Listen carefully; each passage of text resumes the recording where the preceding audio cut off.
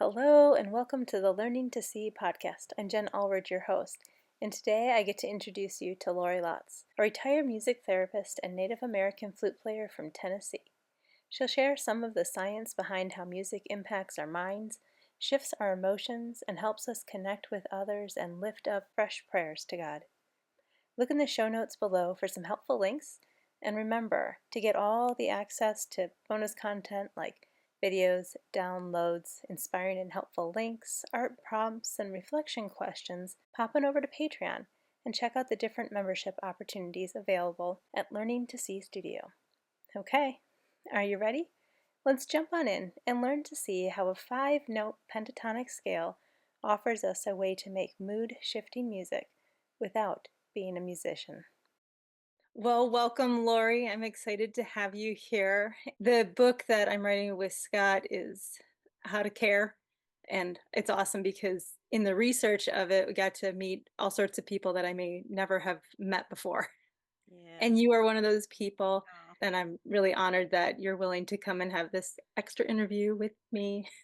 I'm well, very thank excited about you. what you have to share today. Great opportunity. Do you want to take a minute and just kind of introduce yourself to everybody who's listening? I'm retired right now, but I studied music therapy here in Tennessee, and I worked as a music therapist and recreational coordinator for about 20 years. I worked with hospice patients and nursing home residents.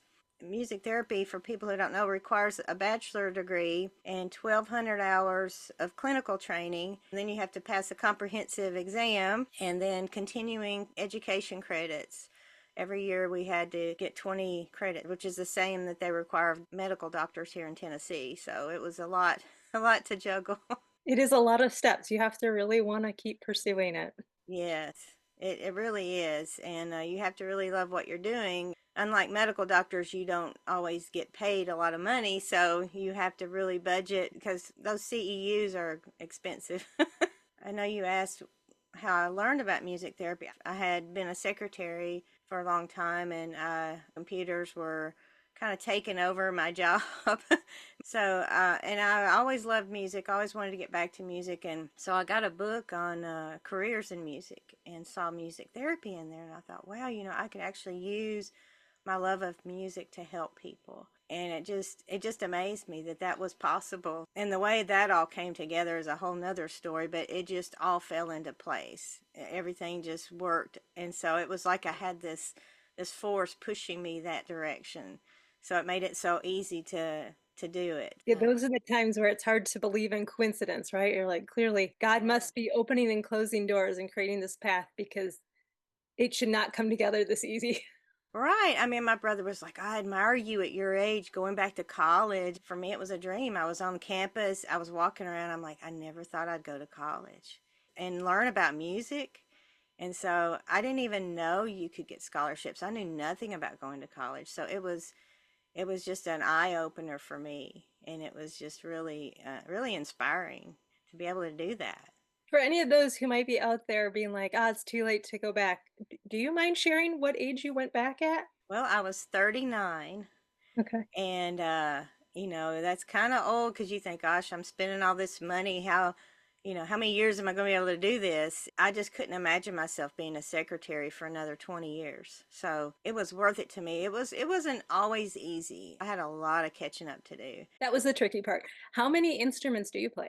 It depends on what you mean by play. I played the clarinet from fifth grade till I graduated high school. We learned different instruments in college. We didn't learn how to, like we learned drums. I played cello for a couple of semesters. Guitar was a big one. You cannot be a music therapist and not play guitar, and I had never played one before. And it was a little rough, but we got there. He got us all playing.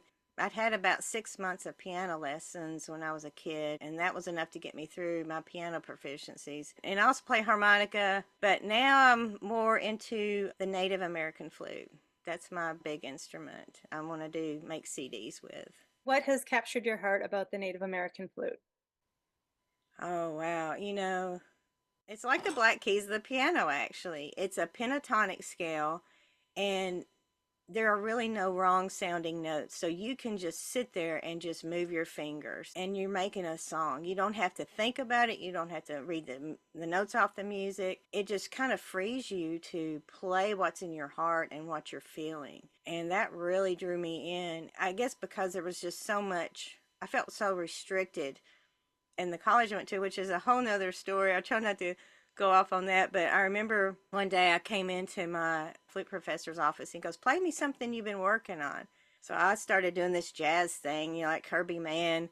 I was so proud of myself. I'm like, this is so much fun, and it sounds really good. And when I got done, he just looked at me and he goes, "I don't teach jazz flute."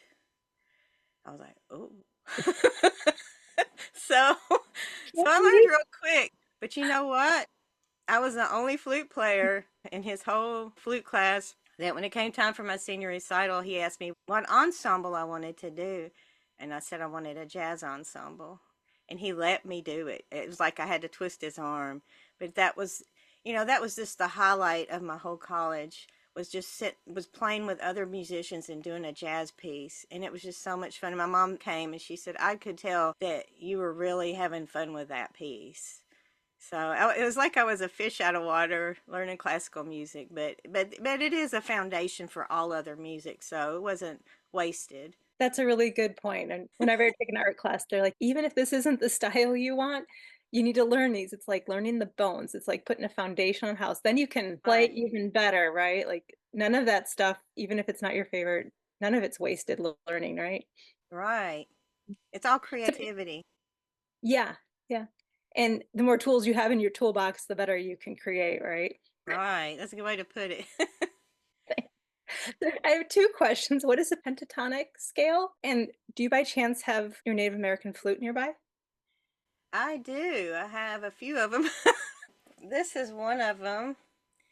It's made of cedar, which is a sacred wood to the Native Americans, the indigenous people, and it's kind of sacred to me just because I remember when I was a kid, my dad would take us to the Smoky Mountains, and they would have all kinds of stuff made out of cedar wood. And I still have a little chest that I got from there that unique smell to it. And I don't know, but this is one of my favorites of the flutes that I have. And just cover the holes. You're basically just lifting your fingers and making a scale. Oh, cool. I could play that pentatonic scale for you so you get an idea of what it sounds like.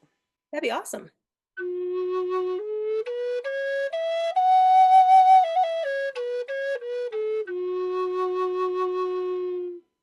So that's the Native American flute. That is beautiful. That is super peaceful. Yeah, I love to just sit and play. One of my next projects is going to be doing a CD, Christmas songs with guitar and flute or other instruments in the flute. That's exciting. Is there a way to describe that scale? Someone who just doesn't know. It's 5 notes. On the piano, I believe it's C, D, E, G, and A. So you can do it on the white notes, but there's 2 notes that you don't play. I like to do the black notes because they're raised up higher and I can tell where my fingers are. I don't even have to look at it. Because when you look at it, your brain's trying to process that visual. So I just, you could even close your eyes and just play the black notes and kind of focus on the sound. That's a great description. That's super. Thank you. I think you had mentioned in one of our correspondence that you really enjoy kind of the sciency part of why music therapy works. Is there anything you wanted to share with us? Gosh. Kind of the Cliff Note version. I know you can go on and on. I mean, you went to school for a long time. You got a lot of life experience now, but to sort of encapsulate a sort of a Cliff Note version of what makes music therapy work or what makes it powerful. We had a class on music and the brain, and it's the way that music affects our brain, all the different regions in your brain. And there are different arts and different therapies that will access certain parts of your brain, but music is the only thing that accesses your entire brain, all the regions. And they did brain imaging to study this, which regions are lighting up when they listen to music, which regions are lighting up when people play an instrument. And what they learned is that it just affects your whole brain, your auditory, your vision, your emotions. I guess I think if I remember correctly, that's in the limbic area.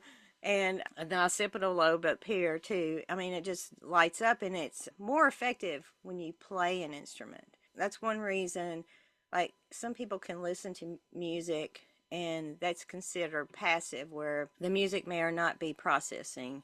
You have to really think about it. But when you're playing an instrument, it's more active and more engaged, and your brain gets more engaged. So that's just one of the ways that they've studied. I mean, they've done all kinds of research on this, because the hospitals and the mental health facilities want to apply for reimbursement when they treat someone with music therapy. And so they needed evidence that it works, just like when they do studies on prescriptions, medications, like, is it really effective? And that way, when they find out it is, then they can prescribe that. Matter of fact, when I worked for hospice, I could not see a patient until I had a doctor's order, which is like a prescription, Yeah. and a care plan. And then I had to do progress notes. So it's a clinical type career. It's just different. I wasn't a nurse. I wasn't a doctor. I was a music therapist. So, Yeah. Everybody always wants that scientific you can see it on paper and you can chart that progress and impact, but there's also that experiential piece where you can just like experience it or watch someone do it and that works.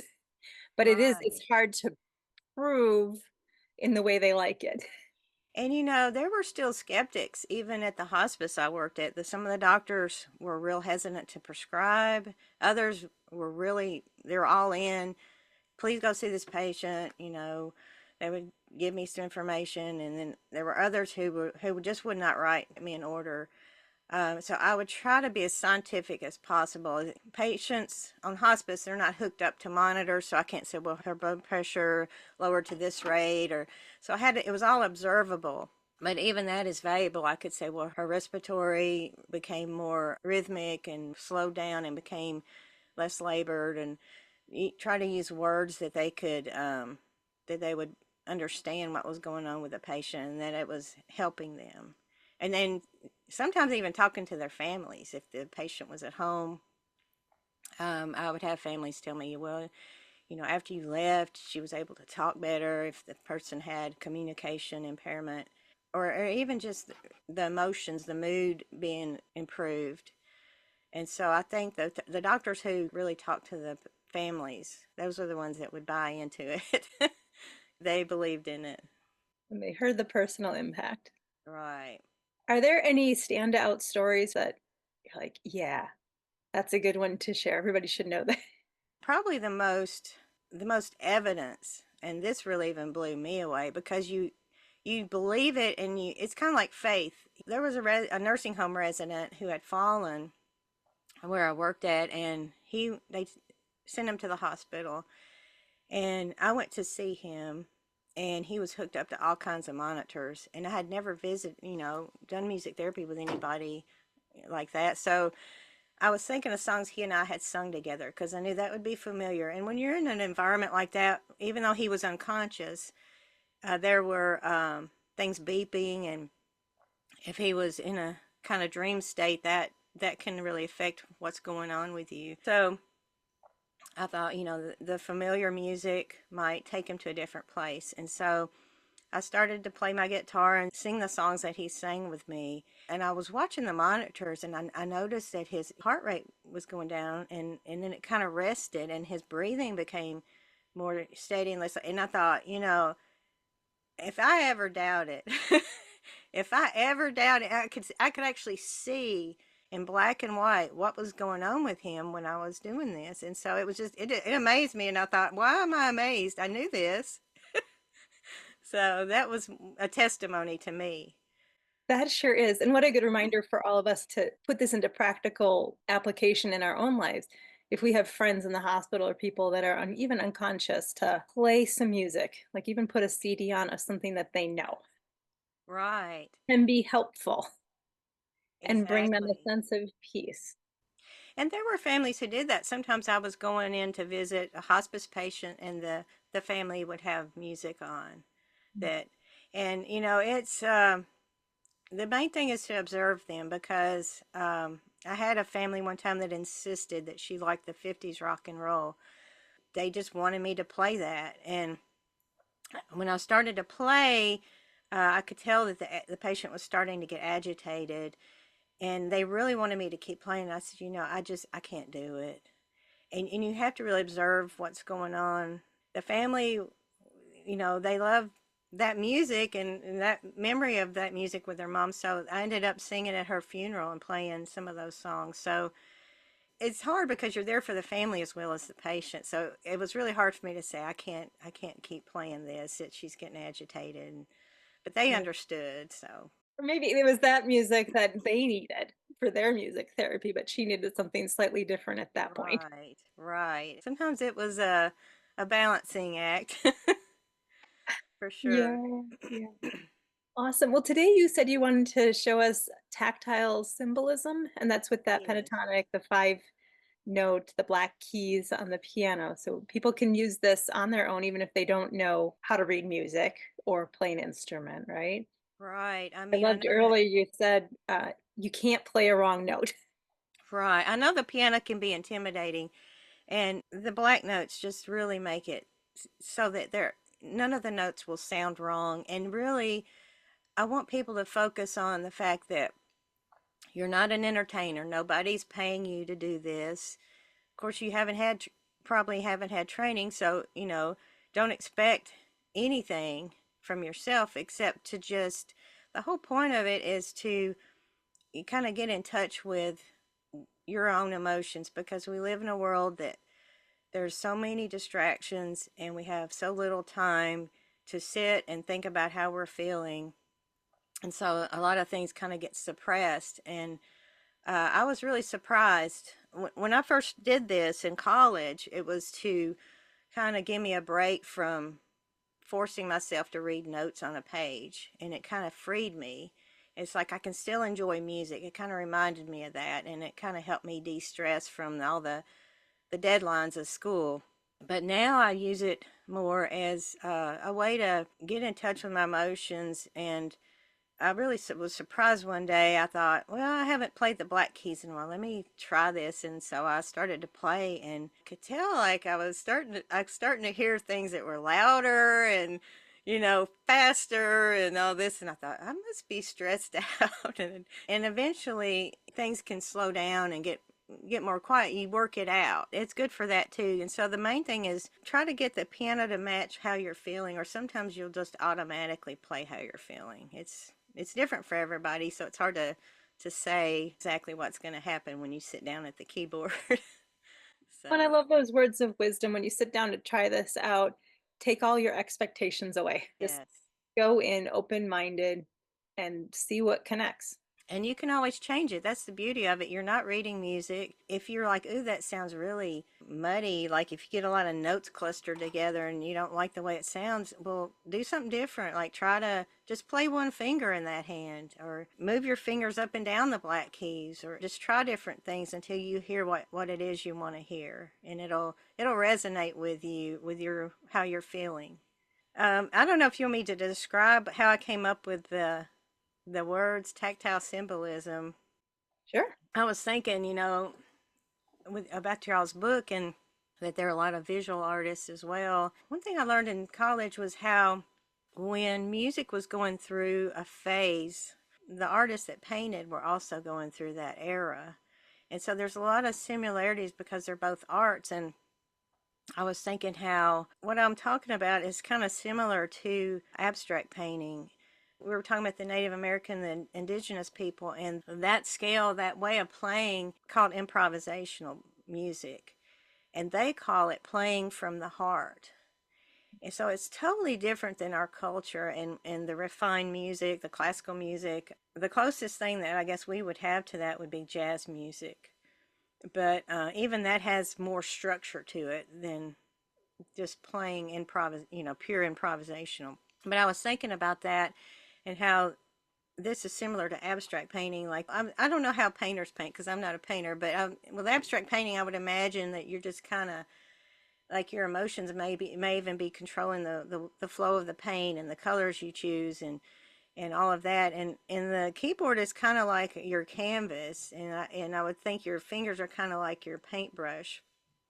And you do have colors and notes on the piano or any instrument. Those are the tones are have colors to them. And so I was thinking about all of that, and that's where I came up with the tactile part of it. And the way your hands are actually expressing what's going on with you is where I came up with the symbolism part of it, because when you start to hear how you're feeling, then you realize that your fingers are getting that from the keyboard. I don't know if that makes sense or not, but it's like the instrument becomes an extension of you, and it just becomes a part of you. You don't think of it as something separate. It's just a part of you. And when you get to that point, then it's just so much easier to express yourself. That reminds me of when people talk about getting in the flow, where it's like you struggle, you experiment, and you're thinking, and then suddenly, like, you're just doing it. Right. Not thinking about it. There are decisions and stuff happening in your brain, but you're not like consciously aware of like, oh, should I put the red or the orange there next to the well, that's on the this part of the color. Like you're not doing any of that. You're not even like going, oh, it should go on this part of the page to balance the whole. You're just doing it. You're not Right. making any of those decisions because you've connected with that part of you, or it's now just flow. And sometimes it takes a little warm up to get there, but that's what this reminds me of. That's a good way to put it. Yeah, the flow. I mean, flow is such a wonderful thing. I mean, time just goes by when you're in that flow. Yeah. Cool. Did you want to give us a little demo where you buy a keyboard today? Sure. What I was thinking of is just trying to tell people, how to start with all of this. And the best way I think is just to just take the time, just sit at the keyboard and think about, how you're feeling in that moment. Are you calm? Do you have tension in your body, in your shoulders? If you have tension, muscle tension, you're probably holding some kind of emotions in your body. Are you tired? Are you unfocused? Are you sad? And even if you can't put a name to how you're feeling, give yourself time to just consider how you're feeling, and then you can let the music express how you're feeling, if that makes sense. And you can release that into the keyboard with your fingers. So you're not really thinking about which keys you want to play first. I just like to rest my hands on the black keys. It's up to you if you want to use more than one finger in each hand, or just you just want to use one hand. If you're right hand dominant, you can just focus on that. Just don't overthink it, and don't overthink about the sounds that are coming out. If you, like I said, if you don't like them, just change what you're doing. You can move your hand down for the lower notes if that's more calming. One of the things I learned when I went to college is there's a technique of matching how you're feeling. So if you feel kind of frantic and you want to get that out, you can go on the high keys and just kind of run your fingers up and down, and then as that's released, you'll realize your hands are slowing down, and then you can change into something else you want to hear. And so sometimes that works too, just matching how you're feeling, and then it can change to something more positive and calming.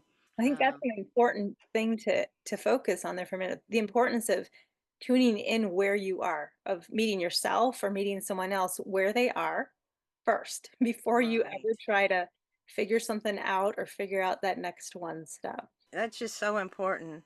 If somebody is grieving and they're listening to the saddest country music you could ever think of listening to, like, George Jones, He Stopped Loving Her Today, or something like that, you're like, oh, why are they doing that to themselves? Well, that music is saying, hey, you're not alone.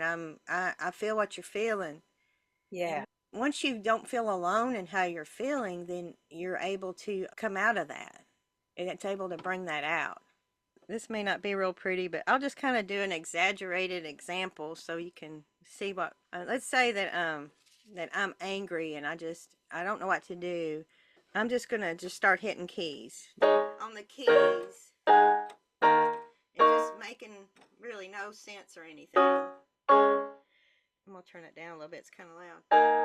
So then, as you're getting this out, you might notice that your fingers are starting to use less pressure, and you may want to start, instead of doing cluster notes like I was doing, you may want to just start doing some kind of up and down movement with one finger maybe. So you may eventually shift to something like this.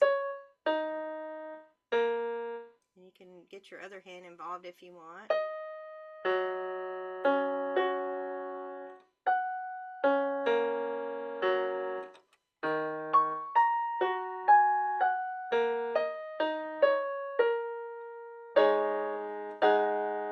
Eventually you may want to start doing maybe two notes in your left hand. It just depends on how you're feeling and what you want to do.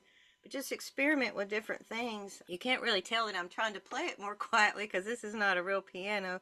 But you could turn the volume down if you have a keyboard like this, and just, get more softly. And it'll actually calm you down. Now, there's science behind this that's not strictly related to music, but your brain has more neurons devoted to your fingers than any other part of your body. So when you're keeping your fingers busy, those neurons are sending and receiving signals, and they're busy. And that actually has a calming effect. That's why when I used to crochet, it would calm me down. So it's music, but it's also other arts. When you keep your fingers busy, that it will calm you.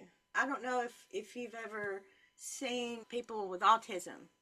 They do this stimulation with their hands, or this flapping, or that's all for calming. It actually helps keep them calm. That is amazing to hear about all the neurons in your fingers. There's Yeah. really something to all of the, busy hands kind of quotes out there. It's not just about being active and distracting yourself, like literally get your hands in something, start making something with your fingers to Yes, keep those if neurons you busy. sculpt with clay or crochet or do any kind of fiber arts or any of that, Oh, it's all knead some good. bread. Yeah, that's true. That's true.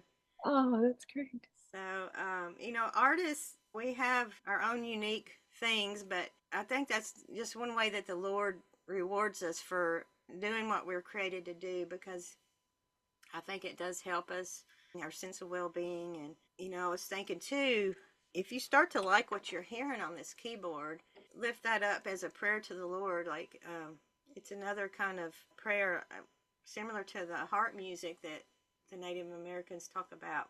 We don't have to always pray with words. We don't always have to understand with words, but that's where music comes in. It's like another language for us. And I think of the psalmists, and they lifted songs up to the Lord. And I'm sure there probably were times David just played instrumental music. I'm sure he didn't always sing words. I mean, he was out there in the field with the sheep and his instrument, and there were probably just times he just wanted to play something. Make a joyful noise unto the Lord. Right. And he probably used it to calm the sheep too. I know the cowboys did that with their music with the cows. When the storms would come up, they would sing lullaby type music to calm the cows down. And so it just has a lot of applications. I love that. Once you get into something, it just keeps expanding out, and you can see how people have used it over the centuries. True. Yeah. Maybe without a specific name for it or knowing the scientific, but they've been using it because it worked. Right. I mean, It, just think of the mama singing the lullaby to the baby. I mean, that baby knows her voice from when it was in the womb. I mean, it's a matter of fact, in the NATO units, they do that sometimes. The music therapist will record the mother singing, and because the mom can't always be there with the baby, so they have that. So it's just a beautiful thing that the Lord gave us, it for is. sure. Is there anything else you wanted to tell us about music or tactile symbolism or anything else on your heart to share right now? Oh, one of the things I meant to say, if you like Baroque music, it's similar to classical, but I love Baroque music because that's the days of the harpsichord and the Hmm. organ and all that. And there was a quote by Bach, one of my favorite composers of that time, and he said, this is paraphrased, but he said, the purpose of music is to glorify God and refresh our spirit. I never forgot that, and I thought, wow, how do we ever get into the only purpose for music is to entertain people? It's to glorify God and refresh our spirit, and that's why I believe that this can really help people with a keyboard. If you don't have a keyboard, you could use a drum or a makeshift drum. It's not as expressive, but you could try that. I've played drums. I love drums, but I do prefer the piano. So if you do have a piano, it's probably best to have, but there are other things you can use. Those are all great because they get your those fingers engaged and your body engaged. What Right. about humming? Do you have any thoughts on humming? It's funny because after you contacted me, I joined this group called the Singers Piano because I am not by any means a great piano player, and we have no one in my church that plays piano, so I've been having to try to learn offertory songs. So I joined this group to try to get better on the piano, and she had this session on because she works with songwriters, beginning songwriters, and beginning or intermediate piano players, and she started talking about the black keys. I'm like, nobody talks about the black keys. This is amazing. Now she gets a little more extensive than I do about it. She incorporates a couple of the white keys, just to add a little more to it. I don't do that, but she said you can, when you're playing, you can kind of sing some oohs and some ahs, or la la, or and really I don't do that so much, I guess, because I sing a lot in church. I try not to sing when I don't have to, just to keep my voice in shape. But your voice is such, like with a drum, you could even do that. It's so expressive. And it's just such a personal thing. Your voice is so personal, and especially if you're singing it as a prayer song to the Lord, I think that would be really awesome to do. Mhm. If you like to sing and that really, something you enjoy. It's been great stuff.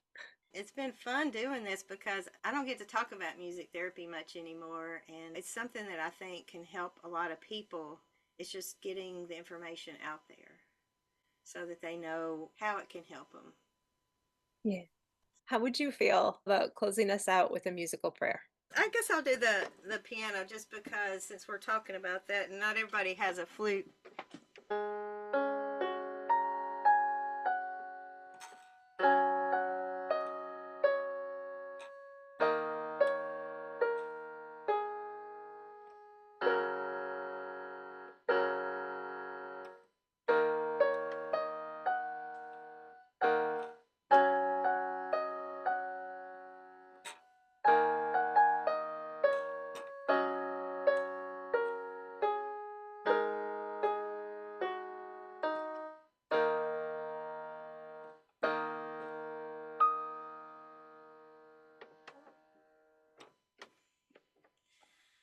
So as you can tell, it was kind of a simple song, but a lot of times simple is best. Just straight from the heart. Yes, Mm. yes, exactly. Well, thank you. And I get this edited and I'll have a write up with some other things. I think you had sent me a link to some videos you had taken this concept, recorded some of your music, and then paired it with some video and some pictures for a really fun gift to your husband was one of them, and one just felt really relaxing to watch. So Oh, might good. share that with the people who are subscribing for the write up. Thank you again for sharing these ideas that we can take home. And we don't have to be a musician. We don't have to know how to play the piano, but we can use music to lift up a prayer and to connect with our emotions, express ourselves, and then shift. Yes, that's a good summation. Yes.